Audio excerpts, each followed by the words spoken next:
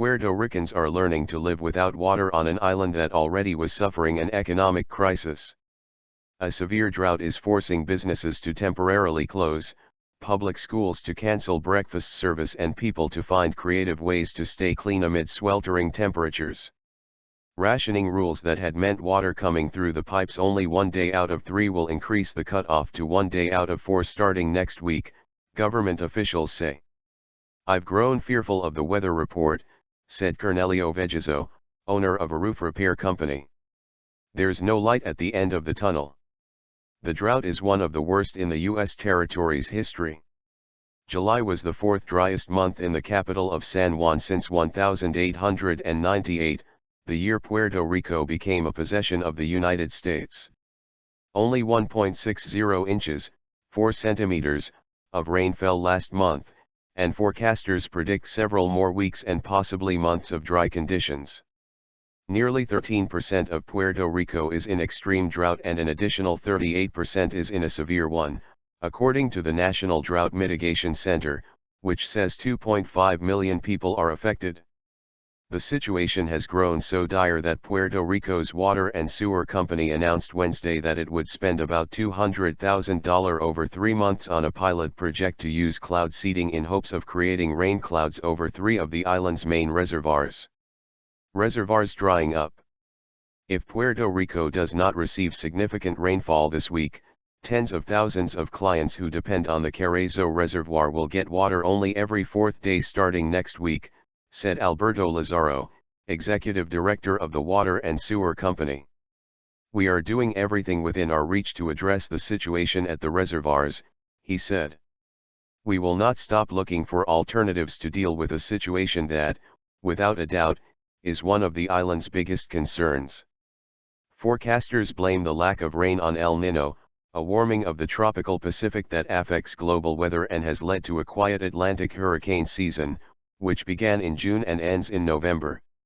So far this year, it has rained as much as 12 inches, 31 centimeters, less than usual in San Juan, and as much as 20 inches, 51 centimeters, less in some areas around the Carrizo Reservoir, said Carlos Anselmi, a meteorologist with the National Weather Service. U.S. Agriculture Secretary Thomas Vilsack has declared 20 of the island's 78 municipalities as disaster zones, with farmers reporting an increase in crops shriveling and cattle dying. Decade-long economic slump. The drought comes as Puerto Rico struggles in a nearly decade-long economic slump that has hit the government's coffers and led authorities to raise the sales tax, even on bottled water. Puerto Ricans also are grumbling about having to pay high water rates amid severe rationing measures. "It's not fair," said Hector Linares, a car wash worker. But he is resigned. "You can't fight Puerto Rico's bureaucracy.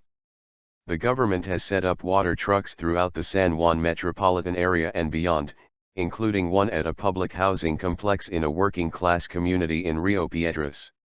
As the truck rumbles through the Gardens of Paradise complex, Alexander Cabrera says that one of his fellow residents there has taken to yelling, 'The water is here. The water is here.' That's when everybody comes out running. They look like ants," Cabrera said. The drought has forced people to change their routine, with many seeking help from friends and family in places where water service has not been affected. Jose Bonilla, a retired power company worker, said he moved in with a female friend after his service was cut.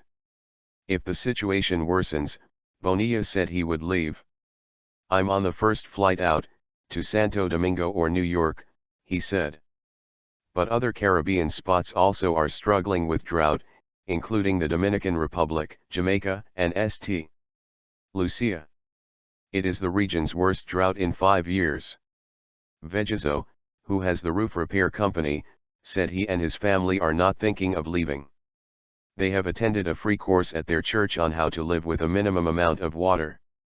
"We'll just get another barrel of water and keep on going," he said. "We're depending on God."